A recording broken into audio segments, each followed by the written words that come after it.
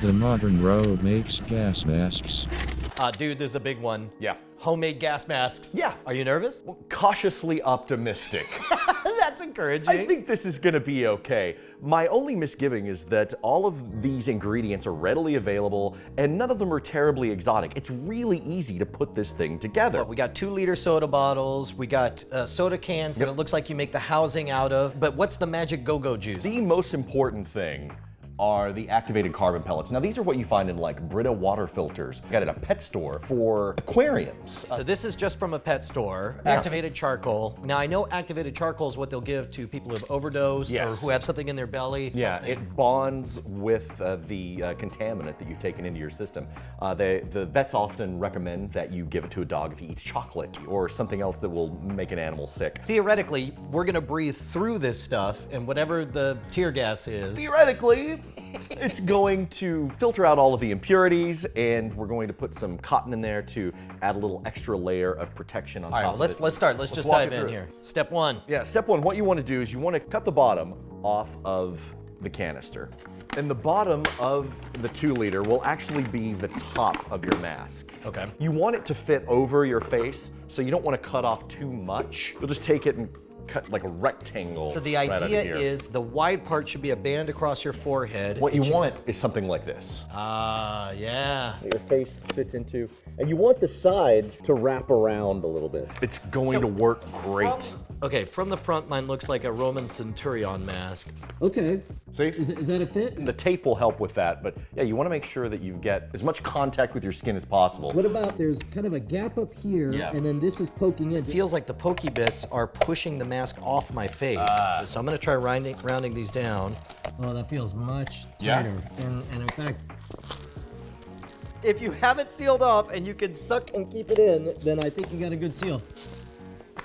Oh, and you can take the cap and toss that. So what we're gonna do is wrap electrical tape, not only for sealing it up, but just for comfort really, so that you don't have these sharp edges jabbing into your skin. I kind of feel like we're the Elon Musks of garbage. All right, I'm feeling pretty good. It's a tight seal. The next part is that we want to set up the filtration system. So what we're gonna need to do is we're gonna take these cans, and I was making mine rather long, actually. You figure the more that you're breathing through, the better, right?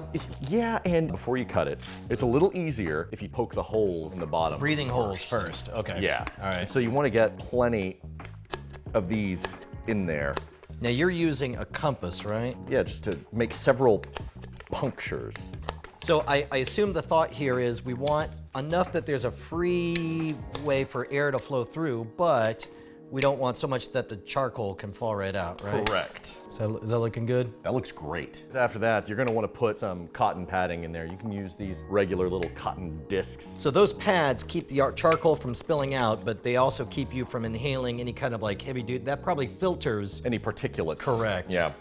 The trick is though, the more you put in there, that's another obstruction. And so that's the balance. You want the airflow to be going through this respirator part, not coming in through the sides. Exactly. We're gonna take several spoonfuls of the charcoal pellets and just fill them up in the can. And then for extra added measure, you can take another little piece of cotton and put that on top. You were mentioning that those were difficult to breathe through, so I'm gonna try thinning this out a little bit. I went ahead and did the same thing you did and just kind of split them in half. And before you tape it all together, go ahead and just put it up to your mouth and see if you can breathe through it when you put the cotton in there. Try to breathe through this and make sure. Yeah, I can feel it coming out the bottom. The next step, take your can and just place it in there like that. Do we seal up the top of the can, or we're not worried about it cutting in? You know, I didn't find that that was necessary. Okay. Maybe later I will find that it is very, very necessary. We'll find out. The key here is making sure that you don't leave any leaks. Okay. Oh, Yeah, don't do that. Here, I'm gonna take just a little bit of this cotton and wedge it on top. I mean, we're going in a controlled environment, but it seems like if you just want to have this in your backpack, you'd want it totally sealed up. Yeah, that's There a we good go. So in point. this case, I just stuffed a little bit of cotton in there. Now see if you can breathe through it. Oh, it is harder. That is one of the biggest challenges, is you have to be really careful about how much cotton you put in there. You know what? Because that can I'm gonna- quickly yeah. obscure your airway. Okay, so it seems like we're just about set. We've Yeah. got our respirator part, we've got the seal on our face. How do we Yeah. keep it attached? For convenience sakes, just take a rubber band, cut it in half, punch a hole over here. I usually get it up by the temples, yeah, just by the corners where it connects. And I just take a rubber band and cut it in half and then tied knots at the end and pushed it through the hole there. So I guess it's important to figure out the right amount of tension on your rubber bands to keep it sealed on your face. Absolutely. I mean, you want something flexible where you can just slip it on and off, but I have seen other people who have made fastens and clasps and adjustable belts. It feels like I'm actually going to have to hang on to it and keep it pressed to my face. The airway is just occluded enough that whenever I exhale, air starts escaping the sides here. Well, I think it's okay on the exhale, right? Probably so, yeah. Where I'm taking these two guys, threading them through. Yours looks a little bit more official than mine. My plan is not so much for it to work, but for me to look good when my corpse is on display. Oh, wow. That's a good tight seal. Oh, Look at that. nice. That looks really effective. I gotta seal this off. Yeah, you got... You can hear the charcoal dancing around when you inhale. Okay, all right. I'm a believer. All right, I think our homemade gas masks are pretty much complete. Now we get to the brutal part, the testing. How about some actual tear gas, Brian? These were available just on Amazon.com. I picked up 3 of them. These are from Fox. They're called 5.3. The 5.3 refers to the fact that most pepper sprays are rated about 1 million or 2 million Scoville heat units, SHUs. This is like the most brutal stuff. It's rated 5.3 million SHUs. In the event that we have to treat our faces, if it's worse than we thought, if these don't work, an alleged home remedy is 50% antacid like Malox, this is an off-brand, and 50% water, and just spray it in your face and it should help, question mark? They're like fog grenades. You trip them, you toss them in, it fills up the room, and they come out crying. It's like a bug bomb, but for people. Yeah. I'm gonna need some more duct tape. All right, welcome to my meth lab. Oh, good. Let's start by sealing this up. Feel like we're about to commit a murder. We just dug our own graves, didn't we? I mean, this is the thing, right? I can't think of a place more effective than in here. We essentially have no ventilation. We really are just relying on our homemade janky gas masks. Code word, if we come running out and pull off the masks crying, it means it didn't go very well. Fox 5.3. And nothing But our janky ass homemade equipment to save us. Modern rogue test of the tear gas grenade against the homemade gas mask. Attempt 1. Jesus. Oh, no, it's very bad. It's very, very bad. Oh God, it is burning. I need to get on, I think. It's terrible. Yep. You breathe very slowly. I got a leak. It's not good. I think I inhaled lava. Oh, it's not ideal, but hey, we're doing it. Breathing slowly works, man.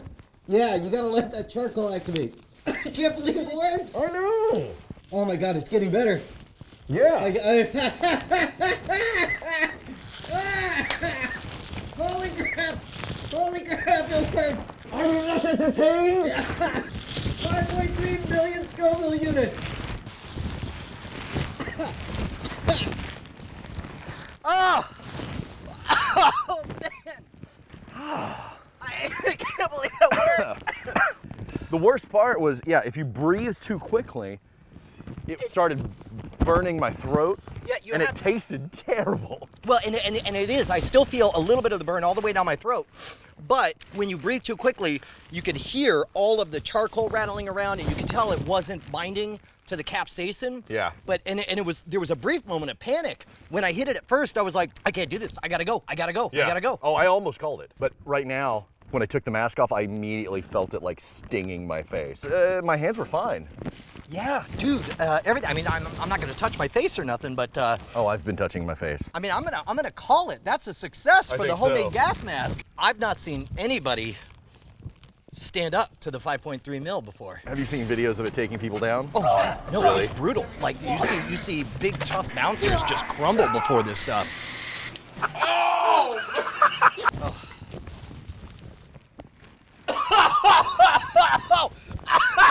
Oh, God!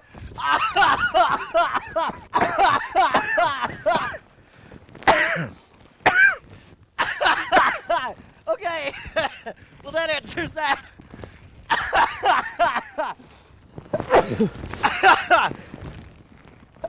Oh my God, I just walked in there and it destroyed me. That's just the residue left in there. I stood by the door as you were opening it. Oh! No, it's too much. All right, well. Go again, kid. Bye.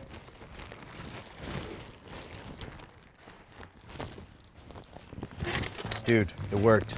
You know what else works? Keeping our show growing and thriving by thanking our supporters like audible.com/rogue, Yes. brand new URL.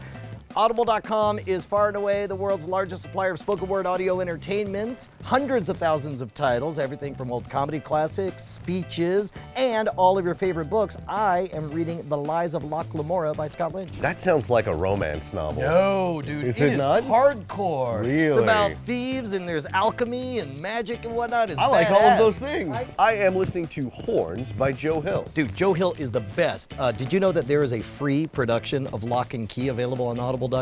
Get out. Yeah, dude. And you can sign up. Hold on. Sounds like an ad because it is. You can sign up for 30 days by heading on over to audible.com/rogue. Get free 30 days. Go ahead and check out stuff. If you don't like it, say backsies. But you'll be keeping us in business and keep modern roguing. I feel like this scene is familiar for some reason. I think so. I don't know. We need an RV.